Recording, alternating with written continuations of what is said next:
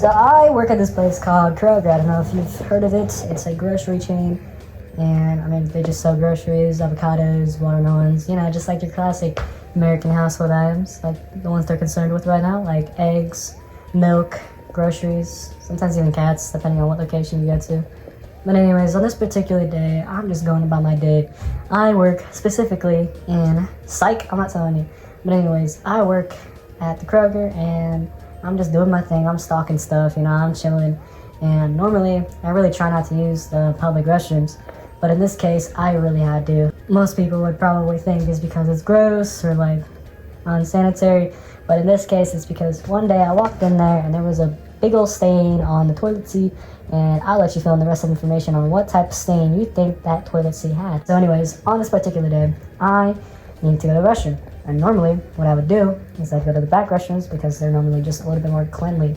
I would think they seemed a lot more clean. Like the janitor guy that we have is always in and out of those restrooms. I don't know if he's wasting time or if he's just chilling in there and cleaning, but it seems like every time someone uses it, he seems to just be on it no matter what. But anyways, in this particular day, the bathrooms in the back were closed because someone had flooded the bathroom. I don't know how that happened. It just did happen. But both bathrooms are out. I mean, I wouldn't use the women's restroom either way because that's kind of weird. Anyways, both restrooms in the back are out. So my emergency spot is basically taken out. And so I'm like, oh crap, I still have over half my shift left in this 8-hour shift. So now I'm like, oh my gosh, am I gonna be able to make it, or am I gonna have to take a 30-minute lunch break and drive to my house? So I do, unfortunately, what many of you clicked on this video for. I went to use the restroom that basically everyone has access to. So pharmacists, the customers, all the employees. Here's the thing about this bathroom. The one in the back has about 2 or 3 stalls. The one that everyone has access to only has 1 stall.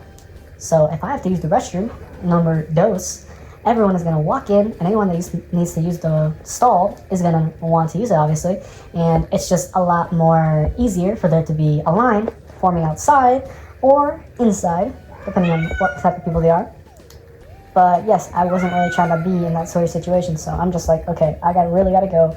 As much as I don't want to do this, I need to do this, or else I'm gonna freaking explode.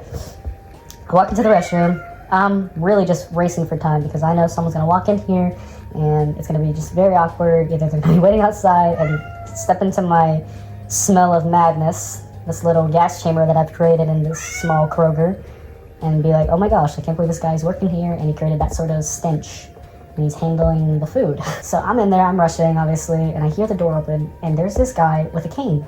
And I'm like, okay, this is an old guy, hopefully he's just gonna use the urinal. Oh dear God, was I wrong. This guy waits in the bathroom, he gets in there, and he's just gonna wait for me. I'm just like, oh shit, okay, I gotta do like some sort of Sonic the Hedgehog play move where I just really gotta skedaddle out of here. I just gotta go fast. So I'm going fast, and this guy just starts heavily breathing. Like, it's a very unusual breathing. So, and this guy's an older fella, so he starts heavily breathing. He's like,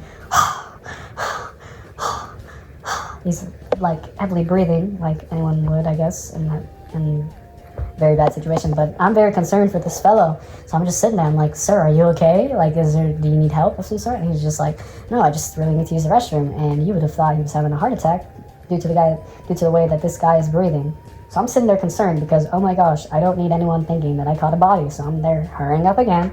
And all of a sudden, this guy starts banging on the stall. I'm like, oh dear God, I am going to get exposed, and this guy's going to see my penis and either molest me or shit on me.